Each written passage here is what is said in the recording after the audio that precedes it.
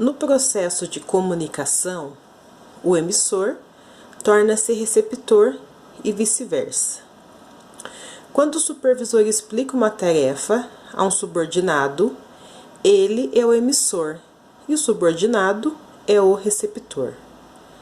Quando o subordinado dá o retorno, ele passa a ser emissor e o supervisor passa a ser o receptor. Nem sempre, quando o emissor emite alguma informação, passa alguma mensagem, sempre ele vai ser o receptor.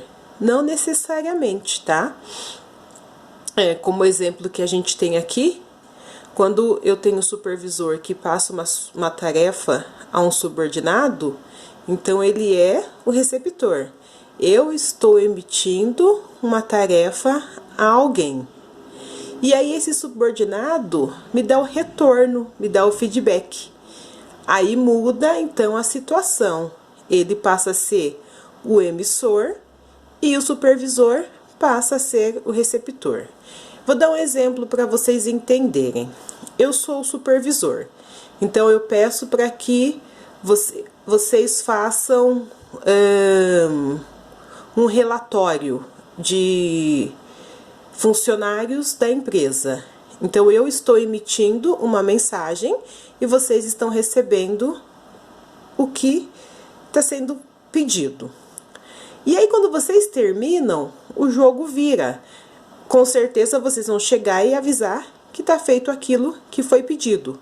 Aí então vocês passam a ser o emissor, né, me passando o retorno daquilo que eu pedi, e eu passo então a receber a mensagem de vocês. Ruídos. Ruído é tudo que afeta a comunicação e dificulta o entendimento entre as pessoas. Então, quando nós falamos de ruído, normalmente o que vem na nossa mente é barulho, né? Ruído para nós nada mais é do que algo que atrapalhe ouvir alguma coisa, por exemplo. Mas dentro da comunicação, ruído ele é apresentado de uma outra forma. Então, ruído para nós na comunicação, ele é tudo que vai afetar a comunicação e fazer com que fique difícil de entender a emissão e também o recebimento daquilo que é passado. O ruído ocorre em qualquer elemento da comunicação, devido ao uso de termos inadequados ou imprecisos para transmitir a mensagem. Quando eu uso o termo que não seria necessário, né? Às vezes a gente fala desnecessário, né? Então eu uso o termo desnecessário para transmitir aquela mensagem. De repente eu poderia falar de uma forma diferente.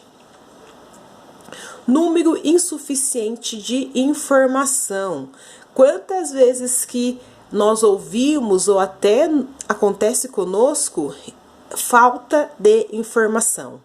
Nossa, falta informação de horário, nossa, falta informação de valor, falta informação de composição. Ou excesso de informação. Quando se tem muita coisa, sabe quando de repente tem aquelas letrinhas bem minúsculas no final de uma promoção? Ou quando tem lá um termo de contrato com aquelas letrinhas bem pequenininha, e aí você fala, nossa, nem vou ler, né? É tanta informação que eu nem vou ler porque eu não vou dar conta. Meio inadequado. Às vezes eu preciso passar uma informação para alguém e eu utilizo um meio errôneo. Por exemplo, eu preciso avisar... Eu preciso avisar alguém que aconteceu algo na família e essa pessoa precisa ir embora. O meio mais adequado desse tipo de comunicação seria eu achar essa pessoa e pedir para que ela fosse na sala, para eu explicar para ela, ou de repente ir até ela e conversar sobre o assunto. E aí a pessoa que não tem o discernimento, a pessoa que não tem a ética, o que ela faz? Ela utiliza de repente de um alto-falante para passar um meio de comunicação. É um meio com problemas como erro de gráfico, barulho no ambiente. Estou passando uma informação sobre algo importante na empresa e o gráfico está errado. E aí acaba fazendo com que eu não entenda realmente o que a empresa está querendo transmitir.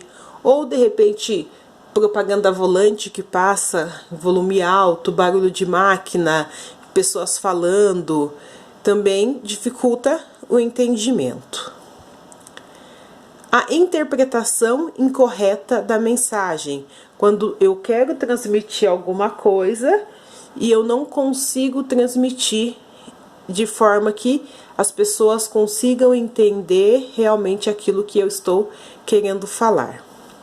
Ou então, por outro lado, a distração de quem está recebendo a mensagem. E aí, como ela está distraída, ela entende o que ela quer e da forma que ela quer. E repassa a informação de forma inadequada também.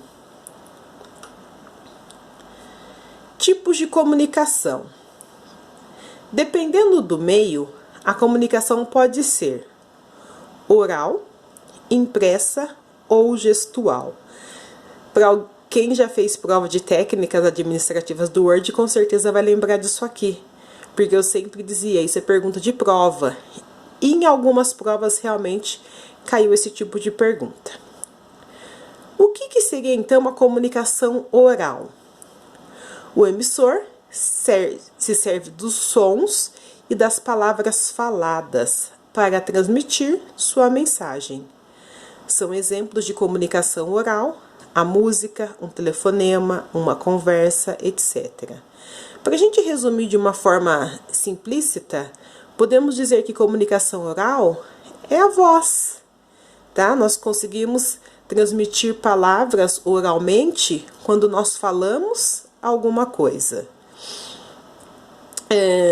A música também é transmitida pela voz.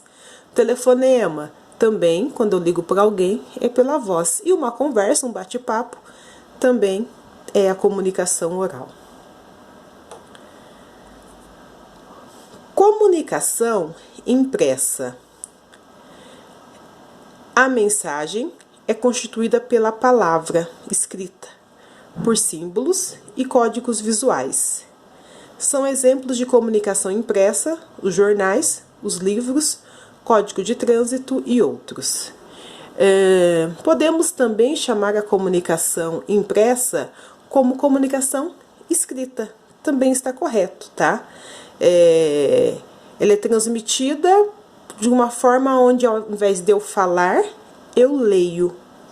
Então, alguém escreveu alguma coisa e eu estou lendo aquilo que é para ser transmitido.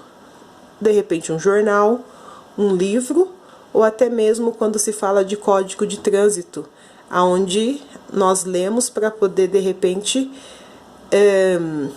colocar na ciência, né, uma forma da gente, como que eu posso dizer para vocês? Decorar, a palavra correta seria essa. Decorar para depois poder transmitir isso. A comunicação gestual se dá por meio de um gesto, de um olhar. Podemos chamar como comunicação de gesto.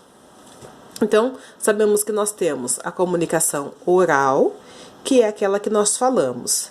A comunicação impressa, que é feita por palavras. E a comunicação gestual, na qual se comunica por gesto. Pode ocorrer a combinação de 2 ou mais tipos de comunicação. Como, por exemplo, ao mesmo tempo que eu posso falar, eu posso ler.